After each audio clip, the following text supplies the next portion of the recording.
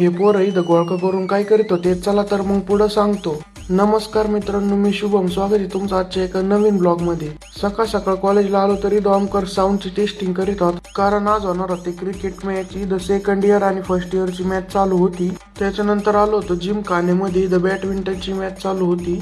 बॅडमिंटनची match वगैरे पाहून परत ग्राउंडवर गेलो तर तिथं आपली सेकंड इयरची सगळी टीम मैदानात जाण्यासाठी सज्ज होती. तिथं सगळ्या मुलांनी घोषणा वगैरे देऊन ग्राउंडवर एंट्री केली. तुमच्या पण कॉलेजमध्ये असे स्पोर्ट्स वगैरे होतात का नाही, कमेंट करून नक्की सांगा. आपले सगळे प्लेयर छान असा खेळ प्रदर्शित करीत होते. तेवढ्यात गौरवनी डाय मारून एक प्लेयर आउट केलता. सेकंड इयरच्या मुली पण मुलांना प्रोत्साहन देत होत्या.